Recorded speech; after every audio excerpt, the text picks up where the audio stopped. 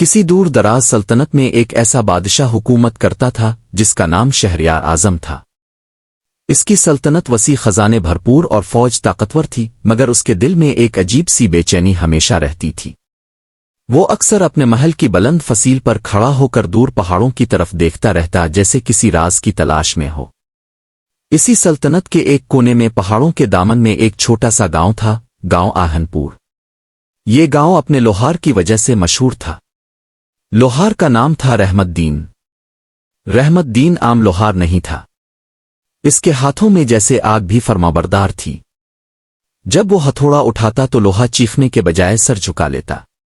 گاؤں والے کہتے تھے، یہ لوہار لوہا نہیں بناتا، قسمت ڈھالتا ہے۔ ایک رات جب بارش موسلا دھار ہو رہی تھی اور بجلی آسمان کو چیر رہی تھی، رحمت دین اپنی بھٹی کے سامنے کھڑا ایک خاص تلوار پر کام کر رہا تھا۔ یہ تلوار عام نہیں تھی، اس کے فولاد میں ایک عجیب سی چمک تھی، جیسے اس میں کوئی راز قید ہو۔ اچانک گھوڑوں کی ٹاپوں کی آواز آئی۔ گاؤں میں شاہی لباس پہنے سپاہی داخل ہوئے۔ لوہار رحمت دین، سپہ سالار نے بلند آواز میں کہا، بادشاہ سلامت نے تمہیں فوراً دربار میں طلب کیا ہے۔ گاؤں میں سناٹا چھا گیا۔ لوہار نے ہتھوڑا رکھا، ہاتھ دھوئے اور بس اتنا کہا، لگتا ہے وقت آ گیا ہے۔ سپاہی چونک گئے۔ کس بات کا وقت؟ ایک نے پوچھا۔ رحمت دین نے کوئی جواب نہ دیا۔ دربار کا منظر۔ اگلی صبح دربار میں سونے کے ستون جگمگا رہے تھے۔ بادشاہ شہریار اعظم تخت پر بیٹھا تھا، مگر اس کی آنکھوں میں وہی پرانی بے چینی تھی۔ جب رحمت دین دربار میں داخل ہوا تو پورا دربار خاموش ہو گیا۔ بادشاہ نے غور سے اسے دیکھا اور آہستہ سے کہا، تم وہی لوہار ہو نا، جس کے بارے میں کہا جاتا ہے کہ وہ لوہے میں جان ڈال دیتا ہے؟ رحمت دین نے سر جھکا کر جواب دیا، بادشاہ سلامت میں صرف سچ کو شکل دیتا ہوں۔ بادشاہ کا چہرہ زرد پڑ گیا۔ تو پھر مجھے سچ بتاؤ، بادشاہ نے دھیمی آواز میں کہا، کیا تم جانتے ہو کہ میرے تاج کے نیچے کیا چھپا ہے؟ یہ سن کر رحمت دین کی آنکھوں میں پہلی بار حیرت آئی۔ اس نے نظریں اٹھا کر بادشاہ کو دیکھا اور کہا، اگر میں نے سچ بتا دیا تو تخت ہل جائے گا اور سلطنت کا رخ بدل جائے گا۔ دربار میں کیسر پیسر شروع ہو گئی۔ بادشاہ اٹھ کھڑا ہوا، مجھے سچ چاہیے، چاہے اس کی۔ رحمت دین نے گہری سانس لی اور بولا، پھر مجھے ایک رات، ایک بھٹی اور اب کا تاج چاہیے۔ اسی لمحے آسمان پر گرج چمکی اور کہانی ایک نئے موڑ پر پہنچ گئی۔ رات کا وقت تھا۔ محل کے پچھلے حصے میں ایک پرانی بھٹی جل رہی تھی، وہی بھٹی جو برسوں سے استعمال میں نہیں آئی تھی۔ شعلے آسمان کی طرف لپک رہے تھے جیسے کسی فیصلے کے منتظر ہوں۔ بادشاہ شہریار اعظم خود سادہ لباس میں کھڑا تھا۔ اس کے ہاتھ میں اپنا شاہی تاج تھا۔ سامنے رحمت دین خاموشی سے بھٹی میں آگ تیز کر رہا تھا۔ یاد رکھو لوہار، بادشاہ نے سخت لہجے میں کہا، اگر تم نے دھوکہ دیا تو تمہارا انجام۔ رحمت دین نے ہتھوڑا زمین پر رکھا اور پہلی بار سیدھی نظر بادشاہ کی آنکھوں میں ڈالی۔ بادشاہ سلامت، دھوکہ تو برسوں پہلے ہو چکا تھا، آج صرف پردہ اٹھے گا۔ یہ سن کر بادشاہ کے ہاتھ کانپنے لگے۔ بھٹی کا امتحان۔ رحمت دین نے تاج کو آہستہ آہستہ آگ کے قریب کیا۔ جیسے ہی تاج شولوں کے پاس آیا، ایک عجیب سی آواز گونجی، چننا الفلفک۔ تاج کا اندرونی حصہ سرخ ہونے لگا۔ بادشاہ چیخ اٹھا، راکو، آج پگھل جائے گا۔ رحمت دین نے کہا، نہیں، اب سچ پگھلے گا۔ اچانک تاج کے اندر سے ایک کالا دھات کا ٹکڑا باہر گر گیا۔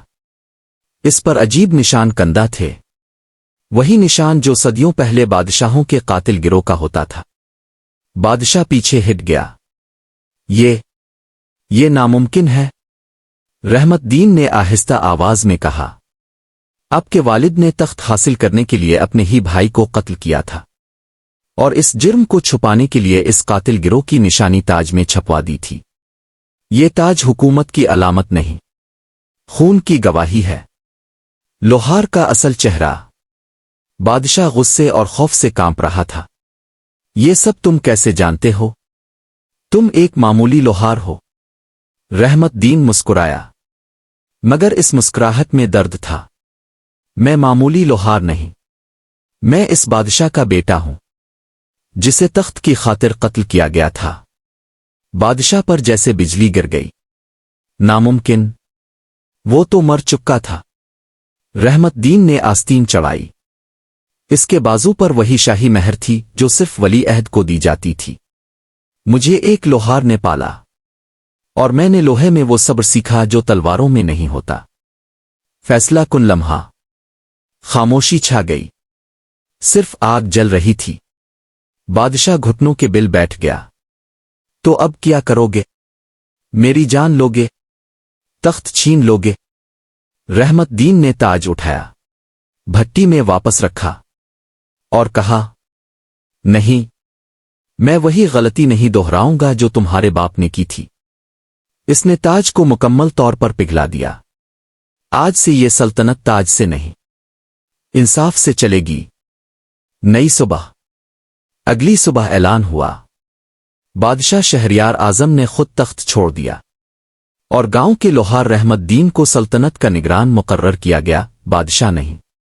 लोग हैरान थे मगर खुश। कहते हैं आज भी जब इस सल्तनत में कोई जुल्म होता है तो महल में ताज नहीं, एक हथौड़ा रखा जाता है। रहमत दीन ने न कभी ताज पहना न तख्त पर बैठा।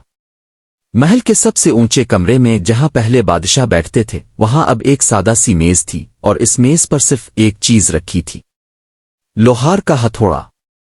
लोग कहते थे ये सल्तनत अब हथौड़े के इशारे पर चलती है, मगर सब इस तब्दीली से खुश नहीं थे। खामोश बगावत। सल्तनत के पुराने उमरा दरबारी और वही कातिल गिरोह जिसकी निशानी ताज में छपी थी अंधेरे में इकट्ठे होने लगे। उनका एक ही नारा था, आज वापस लाओ।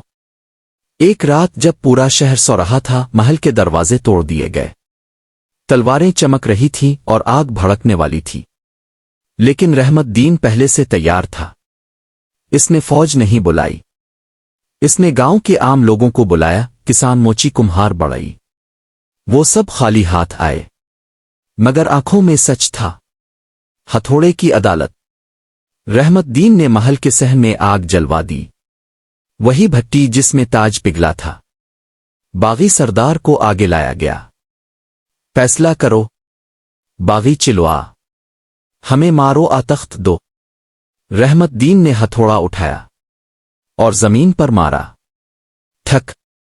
ये अदालत है, यहां तख्त नहीं हिसाब होता है। इसने कातिल गिरोह की सारी कहानी अवाम के सामने रख दी, सबूत, निशान और गवाह। लोगों की आंखें खिल गईं।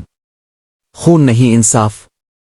सबको लगा अब खून बहेगा, मगर रहमत दीन ने कहा, जो कत्ल करेगा वही कातिल होगा और जो मुआफ करेगा वही हुक्मरान। बागियों को जेल नहीं, उन गांव में भेज दिया गया जिन्हें उन्होंने तबाह किया था, ताकि वही लोग उनके अंजाम का फैसला करें। ये सजा तलवार से ज्यादा भारी थी। आखिरी फैसला। चंद दिन बाद रहमत दीन ने सबको जमा किया। मेरा काम खत्म हुआ, मैं ना बादशाह हूं ना निगरान।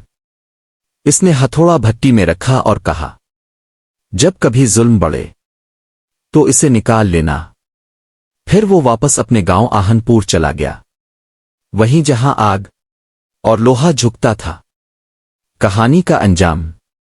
सालों बाद भी लोग कहते हैं इस सल्तनत में कभी अजीम बादशाह नहीं आया, मगर एक लोहार आया जिसने तख्त नहीं बदला, ज़मीर बदल दिया। और यही थी बादशाह और गांव के लोहार की कहानी, जहां अंजाम ताज पर नहीं, इंसाफ पर हुआ। अगर आपको ये कहानी पसंद आई हो तो हमारे चैनल को लाइक जरूर करें, अपने प्यारों के साथ शेयर करें और ऐसी ही दिलचस्प, सबक आमोज और दिल को छू लेने वाली नई नई कहानियों के लिए हमारे चैनल को सब्सक्राइब करें।